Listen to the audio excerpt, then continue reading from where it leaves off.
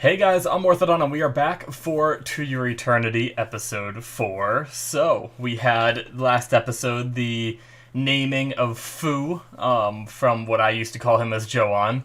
I'm not sure if it's Fu or if they're gonna go with one of the other ones she said, but I believe Fu is the last thing she said, so that's what I'm going with for now.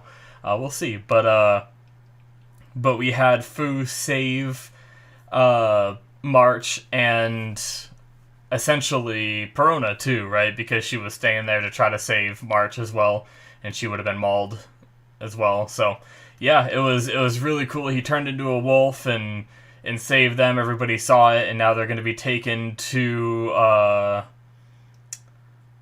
what was her name? Hayate, I believe it was Hayate's village and stuff like that, and it sounded like they're still gonna lie to the other village and say that the sacrifice was successful. So I still hate her. It sounds like she is still planning on doing these sacrifices every year, even though it didn't happen this year, and even though the what they're sacrificing to seems to be dead. Unless there's more of them. But yeah, we'll see what happens. Last episode was amazing, though. Consistently, all 3 episodes have been great. I am loving this show. I don't typically rate shows, but this one would probably, at the moment, be 10 out of 10, I think, if I were to rate shows. But since I don't really rate shows, that doesn't really have much weighting to it. Like, I think I rated a few shows that I watched when I very early started using my anime list and stuff like that. So if you check that out, which it's in the description, you'll see some ratings on very few shows, and then I just stopped for a lot of them. So anyway, yeah, guys, let's get started with this episode, shall we? Alrighty, we're gonna start here in 5, 4, 3, 2, 1, now.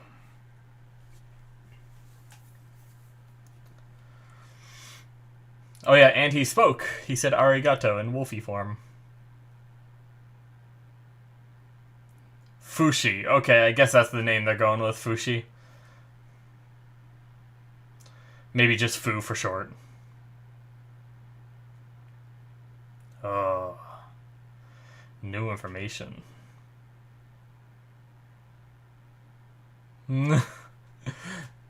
Alright. Time for the opening again. This crazy opening. That has a lot of things that I don't know what the hell they are. I like that, though. I like that they're giving us a little bit of spoiler stuff, but it's so vague with just, like, flashes and stuff that I don't really know what to expect. Like, obviously, when I see them, I'll still be like, oh, that was in the opening, but I won't have the context, right? Like there's some zombie things. I don't know what those are. Are those real? Like, when I see them, I'll be like, okay, those were in the opening, but I'll be like, now I know what they are. Hopefully, anyway.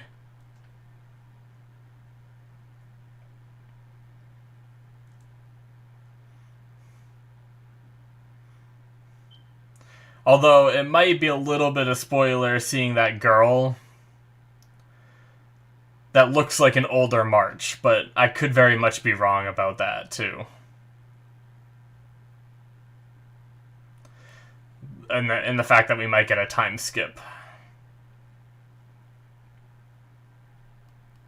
I talked about that last episode.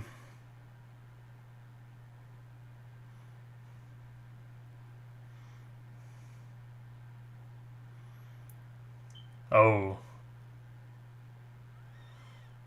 Okay. I really hope I didn't just glean what I thought at the end of that. Okay, we'll see. What is this? Oh, is that Perona?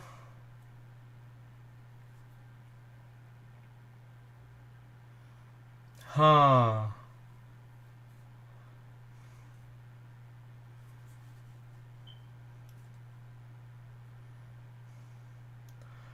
Is so was she saved from the sacrifice this way? Is that what happened? Oh, no. She saved her, right? Oh.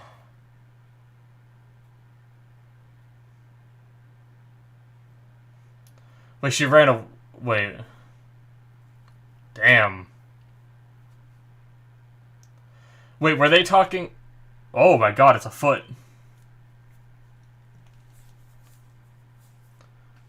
Jesus. Okay. Maybe they were talking to Perona, the villagers ostracizing her. Okay. A large vessel. Interesting episode title. I like how the spikes are poking through the cloth they wrapped it in. Oh, he's talking more. He keeps saying it.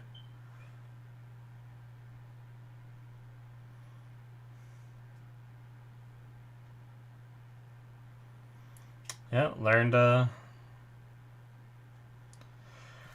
how to say thank you. I don't know if he realizes what he's saying yet, though. He's mimicking what she said. A shaman, huh?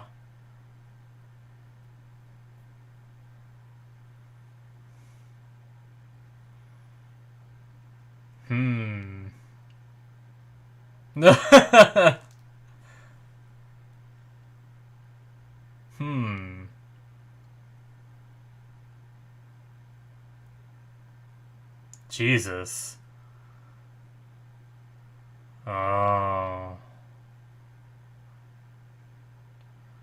Really? It's a power play? That's messed up.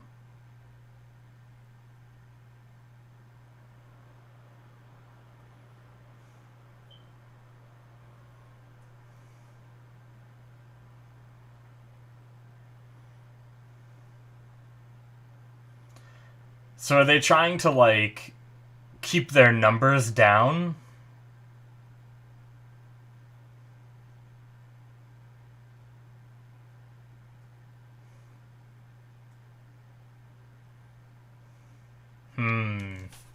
No, not Perona.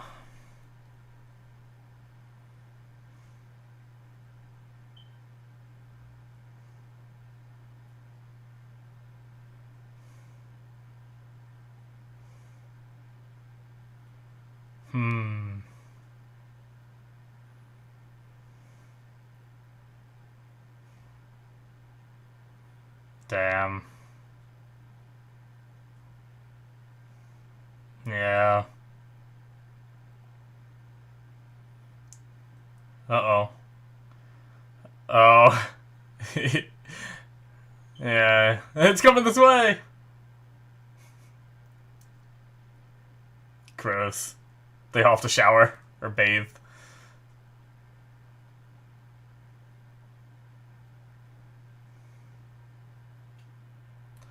And they all have chains on too, so they're prisoners.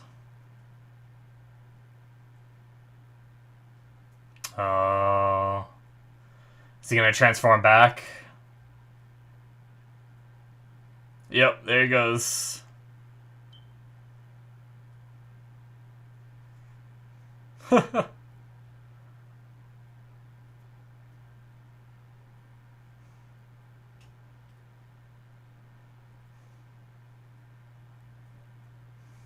Fushi.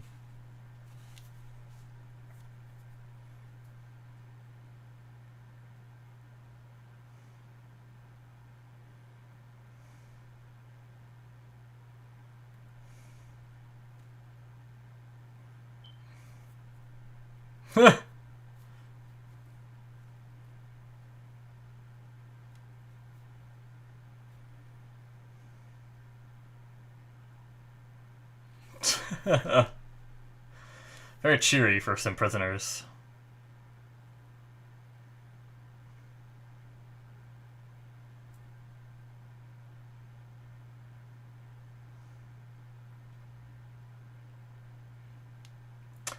It is something to think about.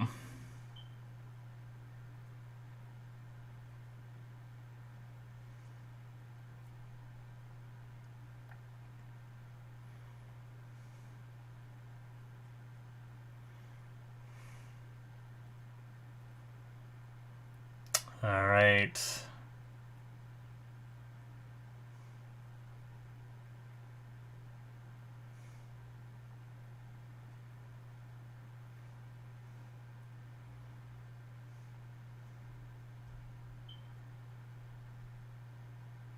Oh my god, it's like attached to his flesh. Gross. I guess that makes sense since he, like, transforms into it, right?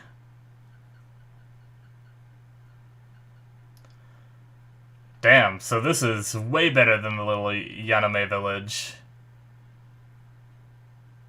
Oh no. Is he just gonna, like, eat everything without paying? Oh. Help yourself. Still don't like her. Fushi's face.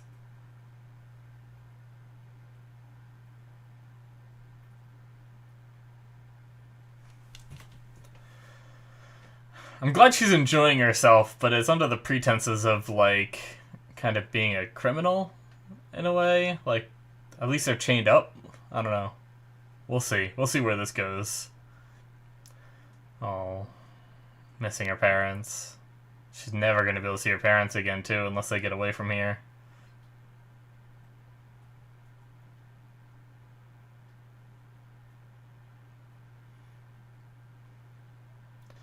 Oh, they're not going to be able to do that, right?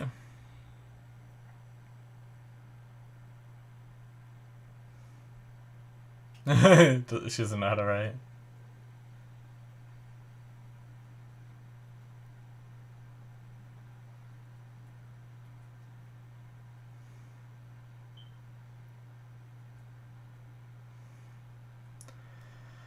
Aw. That was so adorable. It was so short and wholesome. Yeah.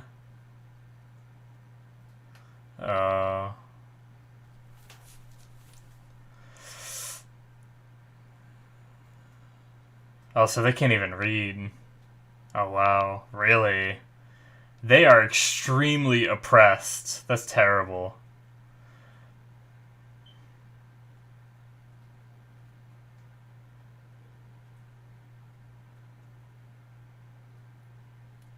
Huh.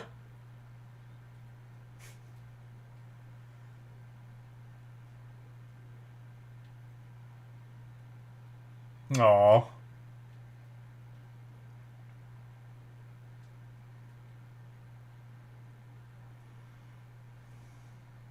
He doesn't know who your mom and...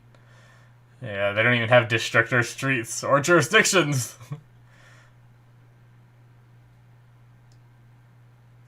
Is it? Oh.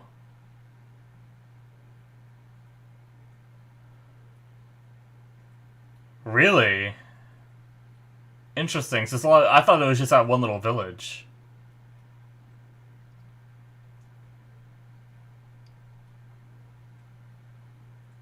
Alright.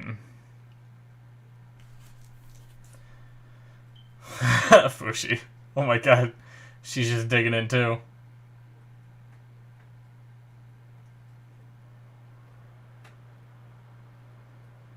Arigato.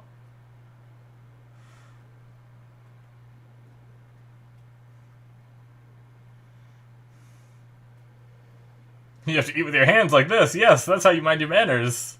And then touch your face after.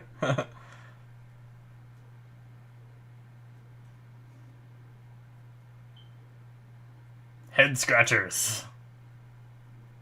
I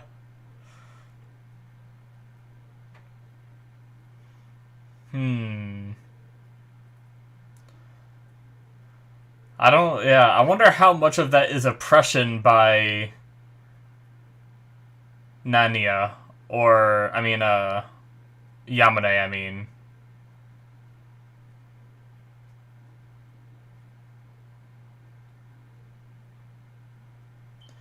Or how much of it is just their tradition.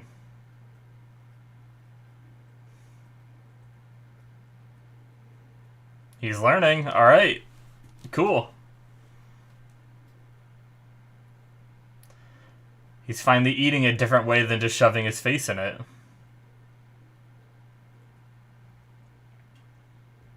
Uh-oh. Oh, no.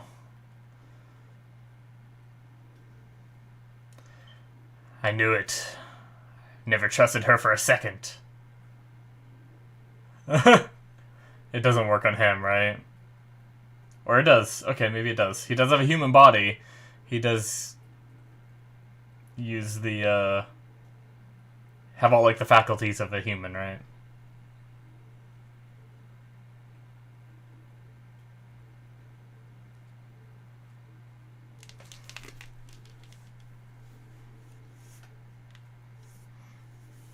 Oh, God.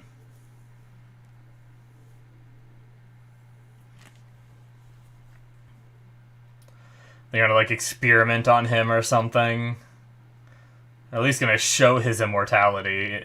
Yeah, they're gonna go stab him or something. Jesus. Some prisoner. Oh, is he gonna fight back?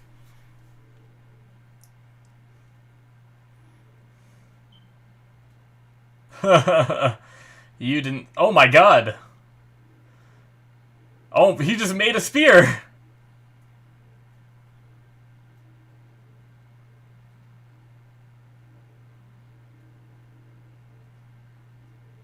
Mimicking more.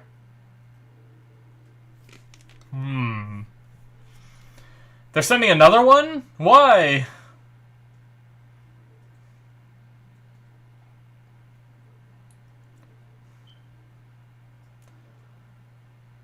He kind of learned... I guess he's just still repeating it.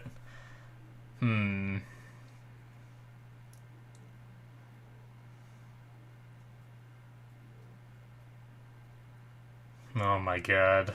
Gonna experiment?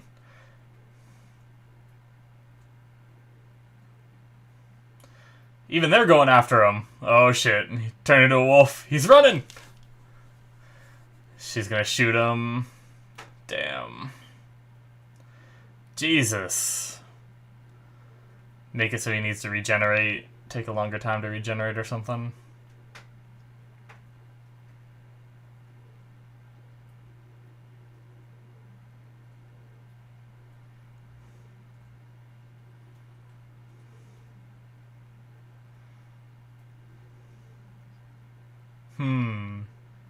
The question is, does he stop saying it after? Did he learn that it hurts means it hurts?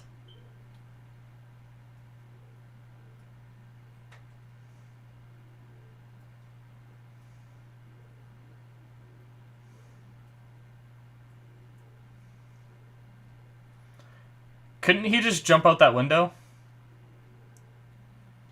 Okay, well, I mean, he could jump out that window. It's just, who knows where he's gonna end up.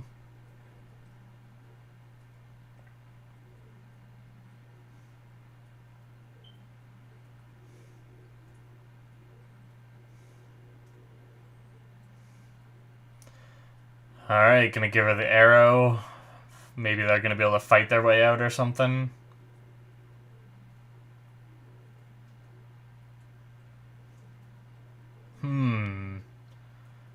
Is she gonna try to make a bow somehow or something? Never, probably. Yeah. Oh. Okay, no, he's still saying it. I didn't think he quite understood what it meant yet. Digging. Jesus, he is digging. Huh!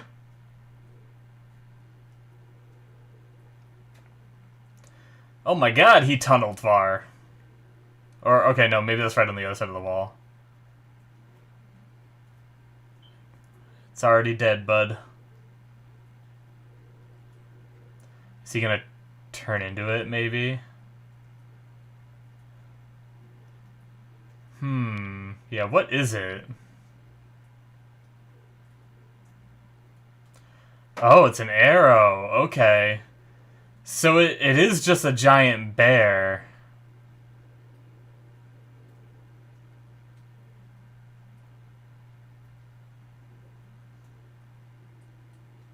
Wait, is it alive? I assumed it was dead. Oh my god.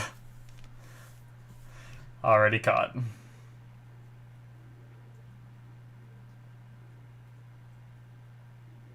Jesus. I knew I didn't like her. Oh, her face. Okay. Not as bad. From far away, it looked like there wasn't as much detail, so I thought she was just like that like deadpan look in her face when she heard she was staying here forever and stuff. I thought she was just like totally distraught, but she's just a strong young girl.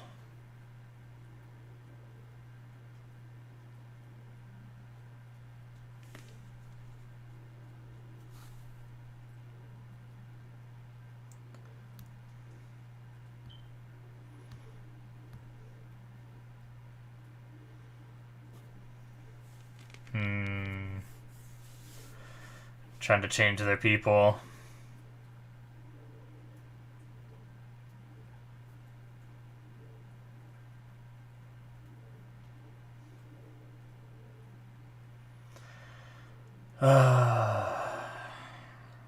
Rubbing some ointment on...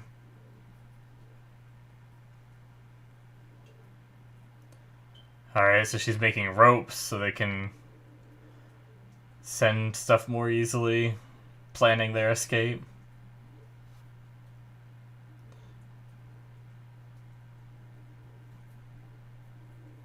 I just assumed this bear was dead. So it's just a massive bear then, huh? Everything that was sticking out of him was just arrows. People trying to fight it.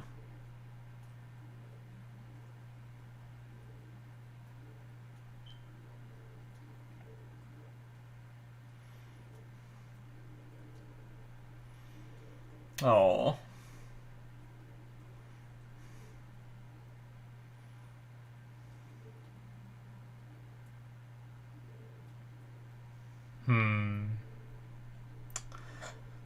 Damn.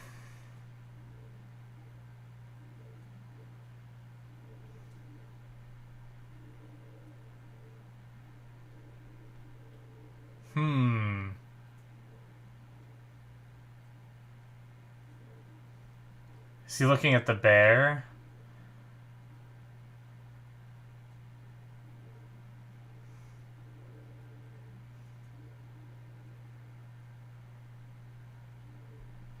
What was that? What? I'm sorry, what? Just happened. I'm kind of confused by that. Was that like the... Was it dying? Oniga was dead. Okay. That's what it was. Jesus. This chick's a badass, though. Oh, shit. Oh. Not good. Oh, no. Oh, shit.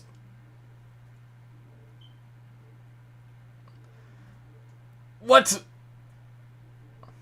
Oh, no, Perona, please. Please make it. Okay. Okay, she made it. Oh.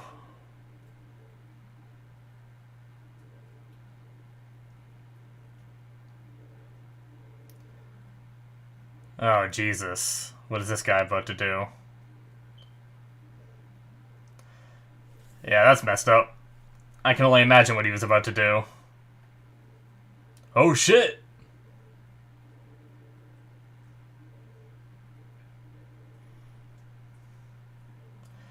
Getting her out now? Nice. Is it her, dressed up? Give me your clothes.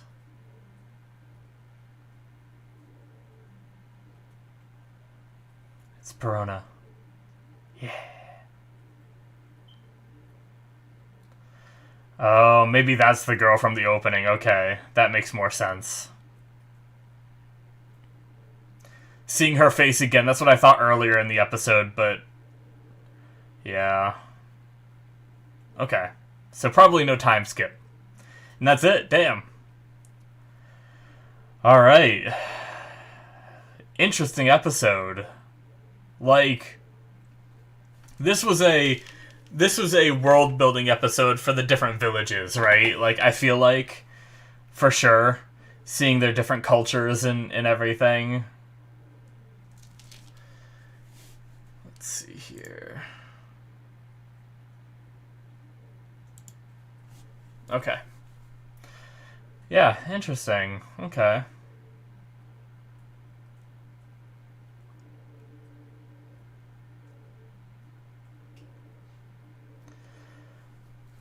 I liked it though. Once again, it's a good show. I like seeing Fushi learn, and he's getting there.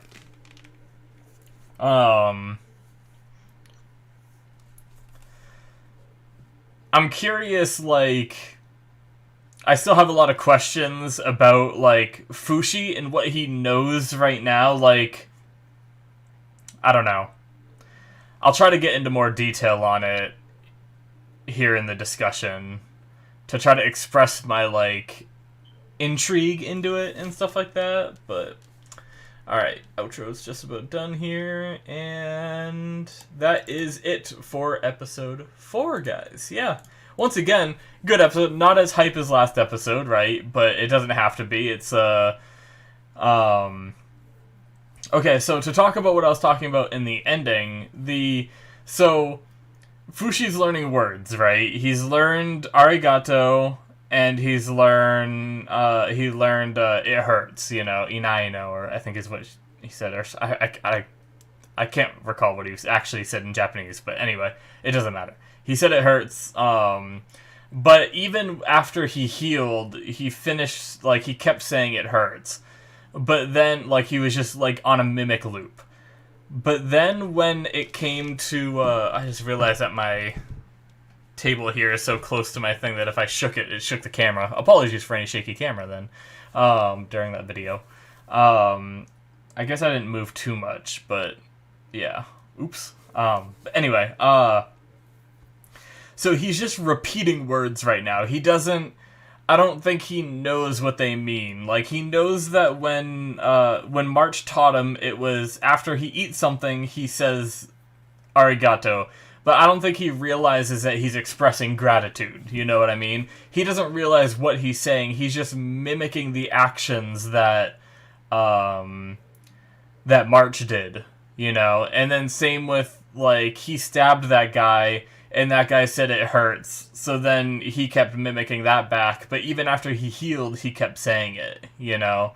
So I'm curious when he's going to start really, like, learning. But then we had that interesting moment where he looked at the bear and he said, he changed what he was saying from it hurts to, you know, arigato again, thank you. And then it seems like that might have been the moment that the bear died. See, I thought the bear was dead all along, you know, but or the oniguma, you know, it's a giant bear, but I thought it was dead. I thought Fushi killed it. But then he turned to it and said arigato. And I'm wondering, does that mean he's realized, like, the thing is like, I don't think Fushi is capable of this, like, intricate thought, because I feel like that arigato was kind of a, like, thank you for helping me evolve, almost. Like, maybe I'm interpreting it wrong, but I feel like that's almost why he said it to the Oniguma, was he was giving thanks to it for furthering his evolution. But I guess I might be just wrong. Other than that, I don't really know why else he would turn to it and say thank you. But either way, regardless, it was an interesting scene. They didn't really narrate it for us. Actually, the narrator said the vessel opened, and I don't know what that means either. Like, what does it mean when the vessel opens? Like, it was ominous and strange, but I guess, okay, sure. Yeah. But the stuff about the village was interesting, like seeing the different lifestyles. So, let's see if I can get these names right. Shoot, now I'm spacing out on them. I know one is like Nania or something. Shoot. Maybe I can find it. They were saying it back when she was being ostracized by the village people, right? Get out of here.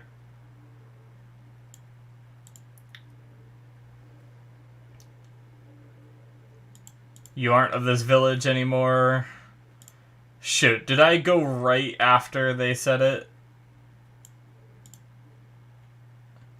You call... Okay, Ninana.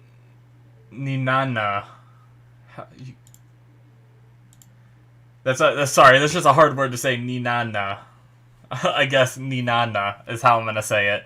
Sorry if I'm butchering that. And so we have the village Ninana, which is where they're from, and then we have the other village, which is Yanome. Was that what it was? Where did they say it? Where did they say it? Yanome. Okay, Yanome, and actually I found a sentence where it has both of them, so I'll just stay on that. Yanome and Ninana. So Yanome is a very advanced civilization, and it seems like they made the way that this, now granted this could be an unreliable narrator, it's this older lady who's a criminal. So who knows how reliable of a narrator, but the actions of like Hayate and stuff like that kind of back it up, at least to me, a bit. So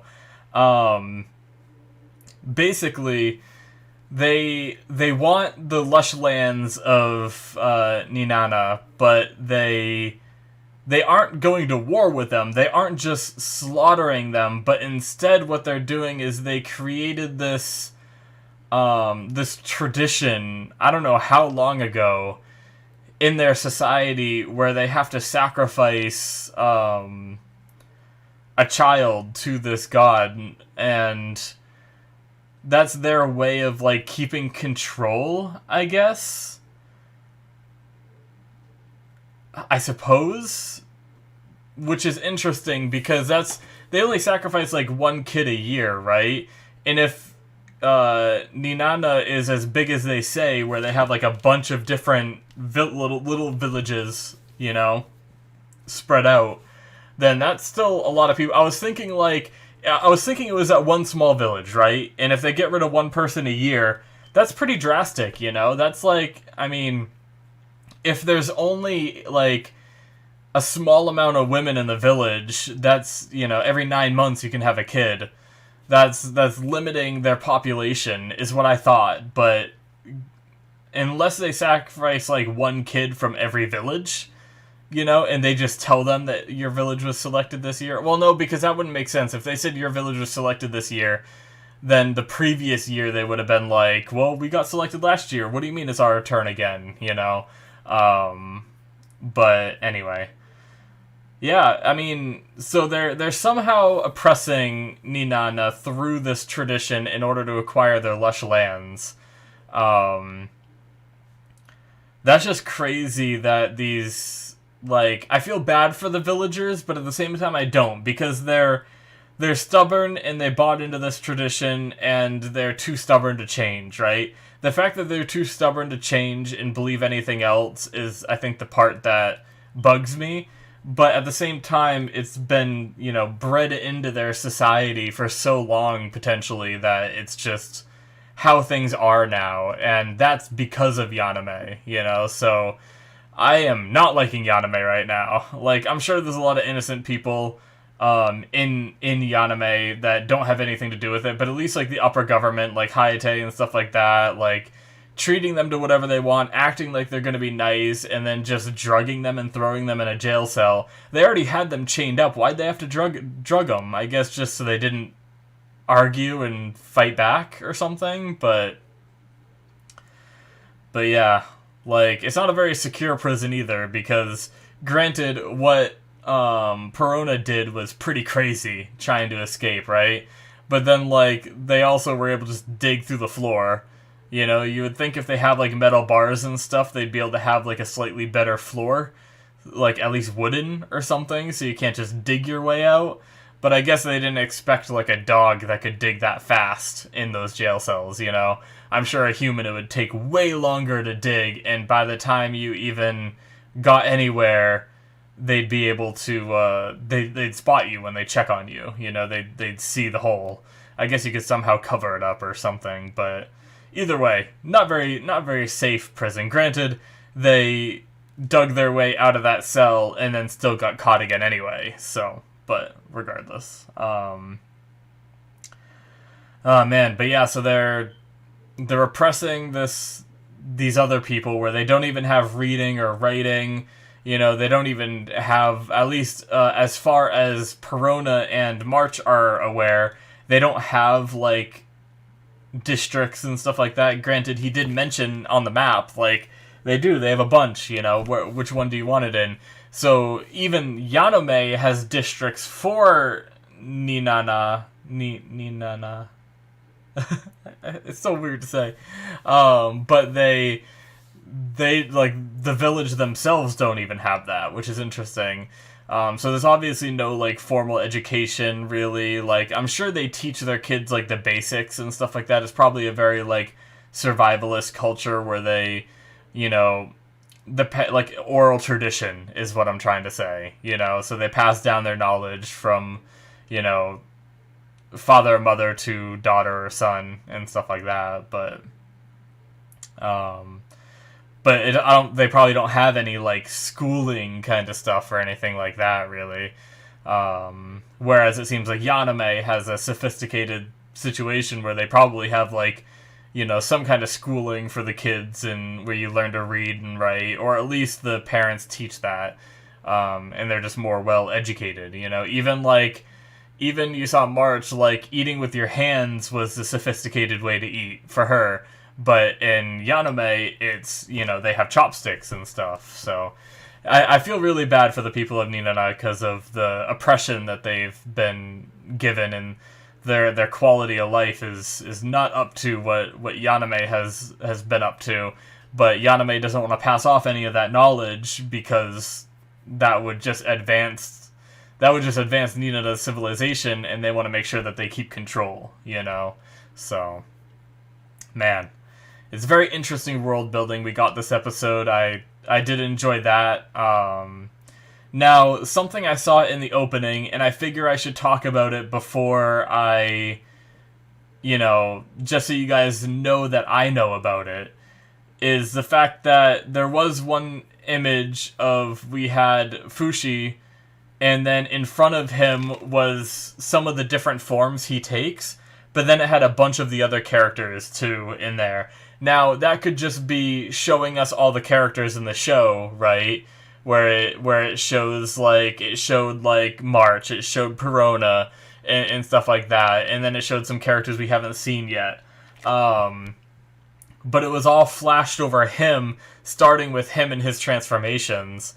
My fear is that all of them are going to become his transformations. Like, it'd be weird to get us so attached to these characters like Perona and March and have them die now, but, like, what if they were to die and then he takes on their forms too as, like, different things that he transforms into, you know? It'd be interesting, but yeah. I hope it's just, like, a display of all the characters and they just start with his forms, but I was just, like, thinking about the visual representation of the opening, and I thought of that, and I was like, I should probably mention it, because at least when the time comes, if I'm, like, not surprised by it, I can be like, oh yeah, because I kind of inferred that from the opening, but I just didn't talk about it, you know? So, but, yeah. Anyway, the little stuff that I like how like good Perona is at just like making different things, like fashioning a rope out of seemingly a rope, I think it was out of Fushi's hair and stuff like that, which was really cool. And different stuff like that. I like that they, like, she had so much utility she was able to do. Granted, a lot of it could have been prevented if they would have taken her knife, but I guess it was concealed in her boot and they probably didn't know about it. So, but I guess she did change her clothes, but maybe shoes didn't change. But anyway, yeah. So interesting episode. It was definitely, I'd say it might have been the weakest out of all 4 episodes, right? But still very intriguing and good. You know, that's, I'm not trying to shoot the show down. I'm just saying, like, you know, all the other episodes were like pulling at my heartstrings. Granted, this one did too. When March found out that she couldn't go home, and even when she was like talking to the bear, I felt like it was almost like she was talking to herself. And then it really got to me when she was making the letter for her parents, because I knew there's no way that even if they had all the right information, if March knew her parents' names, if they knew exactly where to send the letter, Hayate wouldn't have let that letter go anywhere, because their plan is to let the villagers know that the sacrifice was successful. If they found out March was alive, then there's no way that lie would hold anymore, you know? So, yeah. Basically, that's why I felt bad, really bad for that part, because she was like, especially how like cute and adorably short her letter was. It's very like, sometimes when shows represent children as young as March, they make them a lot more sophisticated than they should be at that age, where they're writing these like fancy letters and stuff like that. And it's hard for me to be immersed in a story when they tell it that way. Whereas this one, I felt way more immersion, because she was just like, well, what do you want to, or the guy was like, what do you want to write? And she's like, to mommy and daddy, I hope you're doing well. And that's it, you know? Like, love March, or whatever she said for the ending. Like, it was so simple and so adorable, but also, because of my knowledge of the fact that the parents are never going to get that letter, also so sad, you know? And even when we had her doing her, like, you know, being told that she was never getting out of here and stuff like that was also very sad. But then, like, seeing her put up the front when talking to Perona from between the cells, and she was like, you know, saying how she's okay and everything, you know, and they're like, I can't believe they're making you do that to the bear and stuff like that, and she's just like, it's fine, you know, she's keeping a tough front and trying to stay optimistic, and maybe that is another part of the show that isn't as like, isn't as childish. Like, it's a very mature concept of being able to put up a tough front, you know, and not just like break down, but I'm okay with seeing it here, and it still hits me, you know, but yeah, anyway, we have Perona butchering her escape, but then managing to, you know, what am I trying to say? She managed to make the most of her mistake and get that guy's clothes and go into the jail cell, and that's where we ended. So, but man, that dude, like, I imagine he was just gonna rape her, right? Like, that was his plan. I mean, I don't see why else you would have a girl in a shed alone and, like, start lifting up her clothes like that, being all creepy, you know? That's messed up, man. Like, thank God she had that broomstick with her that just looked like a mop. But then, like, the head came off and it was just a spike, you know? And she was able to fight her way out of that. But, in a darker story, she wouldn't have, you know? But, oh man, that's messed up. But, anyway, I'm looking forward to their escape. I'm a little worried. I really want them to be successful in kind of converting Ninana's population, right? and like stop this tradition and stuff like that, but I think it's going to be wildly unsuccessful. And I wonder, like, where do they go from there? Because I feel like that's the thing. They're going to, maybe they escape here, maybe they make it back to Ninana, and then what? Like, I imagine they're going to be ostracized again, just like she was when she was younger. I'm still not sure, by the way, in that beginning part, whether Perona was the one where the villagers were like, you ran away from the sacrifice and stuff, like, because her friend, I guess she said One-chan, so sister, or I know sometimes, like, little kids call each other, like, brother and sister, even if they're just friends, you know? So I'm not sure which one it was, but I'll just say sister because that's what she said.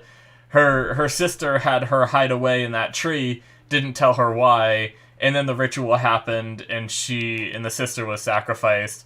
But, like, we also saw that, I thought it was a black-haired girl being ostracized. So did her sister try to run away too and get caught?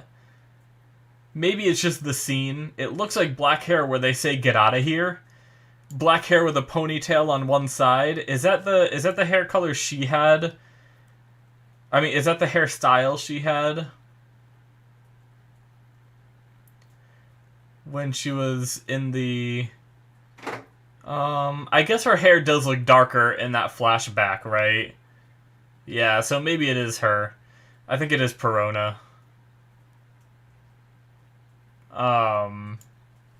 Yeah, so I think it's just the nature of the flashback with, like, the colors being more dimmed. It doesn't color her hair the same, you know? Okay. So yeah, I imagine the sister was sacrificed, and then because Perona wasn't in the village, she was ostracized. Granted, she's still living in the village, but it seemed like the villagers were very upset, very angry, yelling at her and saying you don't belong here anymore. I don't know, like, how she ended up coming back, because it seemed like she was kicked out of the village, but then she was there at the start of the season, so I'm not sure how all that went down, but yeah. Basically, not great stuff. This whole tradition crap is horrible and stuff like that. I hope they can manage to convince the people of their village of this, but at the same time, I just don't think it's gonna happen. So, and then I imagine they're gonna have to leave and go on some kind of journey after that, you know, and maybe find a new place to live, you know, more, maybe, you know, this is only 2 areas. Granted, Yaname seems huge, and even Ninana seems pretty big too. So I don't know if they'd be able to find somewhere new, you know, that isn't those 2 places, but maybe that's what they go searching for or something after they fail. But that's only my assumption, is that they fail. So anyways, guys, yeah, great episode, a lot of things, a lot of world building, and I'm looking forward to what happens next with this escape and everything. So yeah, thank you so much for watching, and I will see you in my future reactions. Bye-bye.